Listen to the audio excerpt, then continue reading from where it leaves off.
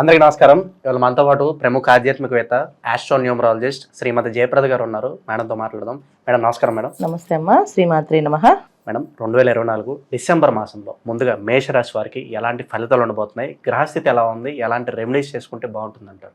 తప్పకుండా మేషరాశి వాళ్ళకి ఈ మాసం కాస్త అనుకూలంగానే ఉంది. ఎందుకంటే వీళ్ళకి అన్నిటికంటే ఇప్పుడు ఎవరికైనా ఏ రాశికైనా ఒక బలమైన గ్రహం ఉండాలి.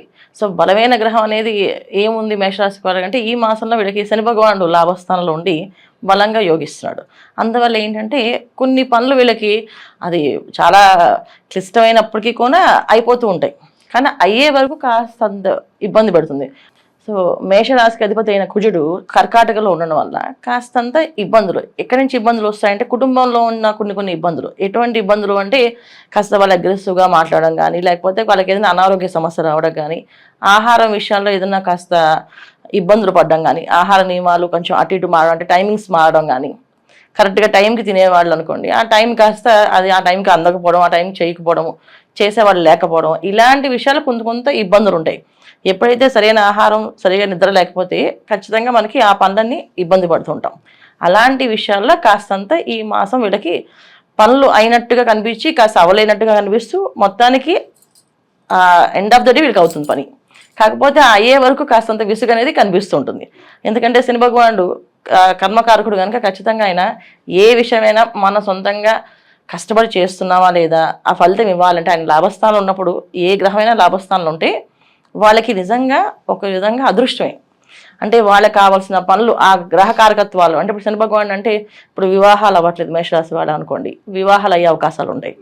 సో తర్వాత ఉద్యోగాలు ప్రయత్నాలు చేస్తూ ఉన్నారనుకోండి, ఆ ఉద్యోగంలో ఉన్నత స్థానాలకు వెళ్ళే అవకాశం, అంటే ప్రమోషన్స్ రావడం కానీ, మంచి పదవిలో ఉండడం కానీ వచ్చే అవకాశం ఉంటుంది.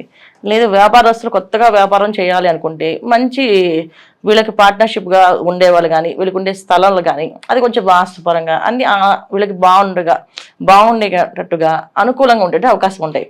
అయితే ఇవన్నీ ఎప్పుడు ఇస్తారైనా ఖచ్చితంగా మనం కొంచెం కష్టపడాల్సి వస్తుంది. ఎర్లీ అవర్స్లో లేవడం, కాస్త పని చేయడం, కాస్త మన పని ఎవరిని అంటే ఎలాంటి లెక్కలు వేస్తారంటే అసలు మనకు నాకు ఒకసారి ఆశ్చర్యం అనిపిస్తుంది, నిజంగా ఇలాంటి లెక్కలు ఉంటాయా అనేసి. కానీ శని భగవాన్ దగ్గర అలాంటి లెక్కలు ఉంటాయి ఖచ్చితంగా. మనకి మంచిలు కావాలనుకోండి, ఎవరినో మంచిలు తీసుకోమని చెప్పకూడదు, వెళ్ళి మనం తాగాలి, అది కూడా ఆయన కౌంట్ చేస్తారు. అసలు ఇలాంటి లెక్క కౌంట్ చేస్తారంటే చేస్తారు. ఇదికి ప్రతిదీ కరెక్ట్గా క్యాల్కులేట్ చేసేది శని భగవానుడు. ఆయన లాభస్థానం ఉన్నప్పుడు యోగించాలి అంటే మన పని మనం చేసుకుంటూ ఎవరి మీద ఆధారపడకుండా చేస్తూ ఉండి మన కింద వాళ్ళని నిందించకుండా ఉంటూ ఉంటే ఈ పనులు అవుతాయి. అది ఏ రంగంలో వాళ్ళకైనా. ఇంకా ముఖ్యంగా విద్యార్థులకి అయితే ఈ మేషరాశి వాళ్ళకి ఈ మాసంలో కాస్త అనుకూలంగా కనిపిస్తుంది. ఎందుకంటే వీళ్ళకి శని భగవానుడు లాభస్థానంలో ఉన్నారు, తర్వాత మకర రాశిలో శుక్రుడు ఉన్నాడు. సో శుక్రుడు ఉన్న వాళ్ళు ఏంటంటే కాస్తంతగా అంటే వాళ్ళకి దశమ స్థానానికి కాస్తంత కోరికలు, కాస్త ఆలోచన విధానాలు అన్నీ కొంచెం మారుతాయి అన్నమాట. ఇలా కాదు, ఇలా చేస్తే బాగుంటుంది, ఇలా లాజిక్స్ వెతుక్కొని చదివితే బాగుంటుంది అని లాజిక్స్ మీదకి కొంచెం ఎక్కువగా వెళ్ళడం కానీ తిరగడం జరుగుతుంది. ఎందుకంటే కర్కాటక రాశిలో కుజుడు, ఇక్కడ కుంభరాశిలో శని భగవానుడు, ఈ ఇద్దరు వీక్షణ వల్ల ఏంటంటే కొన్ని లాజిక్స్ మ్యాజిక్స్ అవుతాయేమో అనుకుంటారు. శని భగవానుడు అలాంటి లాజిక్స్కి మ్యాజిక్స్కి ఇవ్వడం రిజల్ట్. సో అందుకని ఏంటంటే అలాంటివి దాన్ని పడిన అలాంటి వ్యామోహాలు పడకుండా వీళ్ళు ఈ పని ఇది విధంగా చదవాలి అంటే మార్నింగ్ ఎర్లీ అవర్స్లో లేచి చదవడం. విద్యార్థులు, ఉద్యోగస్తులు, వ్యాపారస్తులు, తర్వాత ఇంకెవరికి బాగుంది అంటే ఏదైనా స్థలాలు కొనాలనుకునే వాళ్ళకి కాస్త యోగ్యంగా ఉంది ఈ మాసం. వీళ్ళకి వచ్చే అవకాశం ఉంది. కోర్టులో ఎప్పటి నుంచో ఉండే పనులు అవ్వట్లేదు, ఇంకా అవ్వదు అని డిసైడ్ అయిన వాళ్ళకి మొత్తం పెండింగ్ ఉన్నవన్నీ కూడా, అంటే స్థలం సంబంధించినవి ఏదైనా సంబంధించి వేరే కేసులకు సంబంధించింది కాకుండా ఓన్లీ స్థలాలకు సంబంధించింది, భూములకు సంబంధించింది, మాత్రం ఇళ్లకు సంబంధించింది, వీళ్ళకి రావాల్సిన ఆస్తులు కానీ, ఎప్పుడైనా వీళ్ళకి చెందాల్సిన ఏదో చిరాస్తులు ఎక్కడెక్కడి నుంచి ఉన్నవన్నీ కూడా ఈ లాభస్థానం శని భగవానుడు యోగిస్తే, అంటే వాళ్ళ జాతకంలో కూడా యోగంగా ఉంటే ఖచ్చితంగా ఇప్పిస్తాడు. సో ఆ విధంగా వీళ్ళకి లాభాలు ఉన్నాయి. మామూలుగా జనరల్గా మనం చూసుకుంటే ఏంటంటే రవి మనకి వృశ్చిక రాశిలో ఉన్నారు కనుక కాస్త బలహీనంగా ఉంది. సో వీళ్ళకి ఆ విషయంలో ఏంటంటే కెరీర్ పరంగా కొన్ని ఇబ్బందులు అనేది ఎదుర్కోవాల్సి వస్తుంది. తోటి ఉద్యోగస్తులతో కాస్త ఇబ్బందులు, గొడవలు అవన్నీ ఉన్నాయి. అందుకని ఇక్కడ రవి బుధులు ఇద్దరు వృశ్చిక రాశిలో 16 వరకు ఉంటారు. డిసెంబర్ 16 తర్వాత మళ్ళీ ఆయన ధనస్సులోకి వెళ్తారు. వెళ్ళినప్పుడు కాస్త మళ్ళీ కొంచెం మెరుగైన ఫలితాలు కనిపించినప్పటికీ కూడా అంత పెద్దగా ఈ మాసంలో వీళ్ళకైతే అన్ని రవి గ్రహం అయినా, బుధుడైనా, శుక్రుడైనా అంత యోగ్యంగా లేడు. ఒక శని భగవాను మాత్రమే యోగ్యంగా ఉన్నాడు ఆయన. సో ఆయన మాత్రమే ఇవ్వగలిగిన ఫలితాలు ఎక్కువగా ఉన్నాయి. ఆయన ఎప్పుడైతే ఆ ఫలితాలు ఇవ్వాలనుకుంటే ఖచ్చితంగా వీళ్ళు ఎర్లీ అవర్స్లో లేచి పని చేస్తూ ఉండాలి. అప్పుడే వీళ్ళకి అవుతుంటాయి.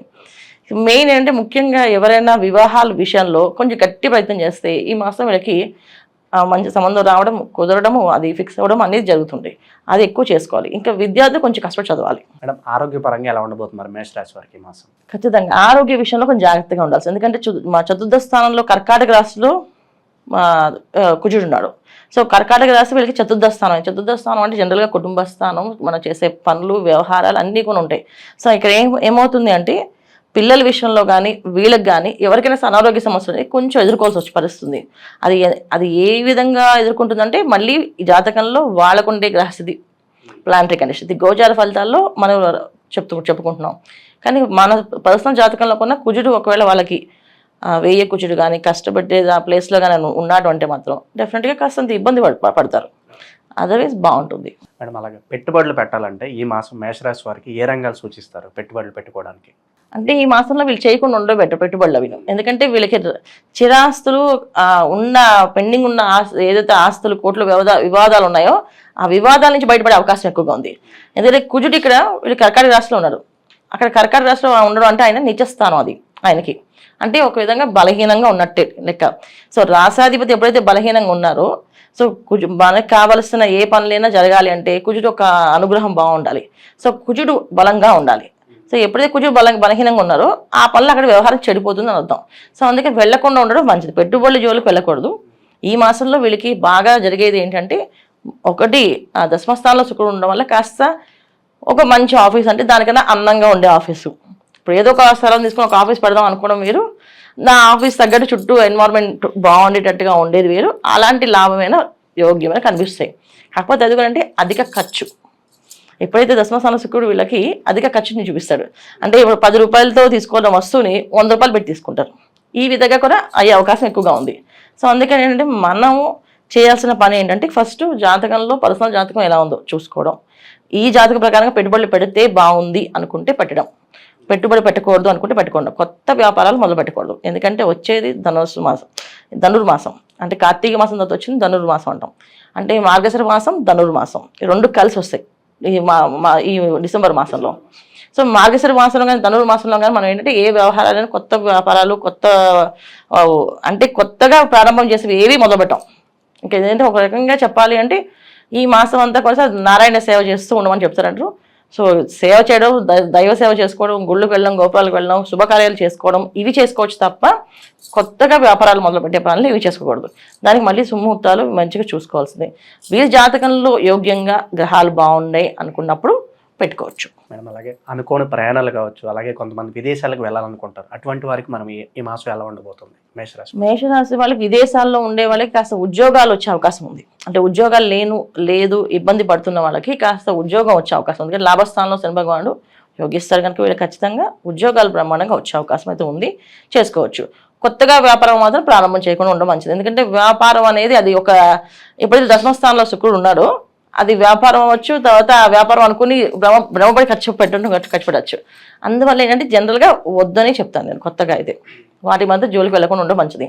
మేడం, ఈ మాసం మేషరాశి వారు ఎటువంటి పరిహారాలు చేసుకుంటే మంచి ఫలితాలు పొందడానికి అవకాశం ఉంటుందంటారు? సో ఈ మాసంలో సంగ్రహ చతుర్థి రోజు ఉపవాసం ఉండడము, తర్వాత మార్గశిర మాసం, ధనుర్మాసం రెండు కలిసి వస్తాయి కనుక మాక్సిమం ఒక పూట భోజనం చేసి రెండో పూట టిఫిన్ చేస్తూ చేయడం వల్ల వీళ్ళకి మంచి ఫలితాలు జరుగుతాయి. ఎందుకంటే శని భగవాన్ని ఎప్పుడైనా సాటిస్ఫై చేయాలంటే ఒక పూట భోజనం అనేసి ఉపవాసం ఉంటే కూడా ఆయన సాటిస్ఫై అవుతారు. అది కూడా చేయొచ్చు, అలా కూడా చేసుకోవచ్చు. అంటే రెమెడీస్ చాలా ఉన్నాయి, అన్నీ చేసుకోవచ్చు. కానీ ఒక్కొక్కసారి నేను ఇప్పుడు ఈ భోజనం నేను స్కిప్ చేస్తున్నాను, ఇప్పుడు నేను పలహారం చేస్తున్నాను అంటే ఆ కాస్త కర్మ కొంచెం తగ్గుతుంది అనమాట. అందువల్లే అంటే మొత్తం చేయమని కాదు, కాస్త చేస్తే మంచిది. అలా చేయగలిగే శక్తి ఉంటే చేయండి, మంచి మంచి ఫలితాలు అందుకుంటారు. డిసెంబర్ మాసంలో మేషరాశి వారికి ఎలాంటి ఫలితాలు ఉంటాయి, అలాగే మీరు చేసుకోవాల్సిన పరిహారాలు తెలియజేసినందుకు ధన్యవాదాలు మేడం.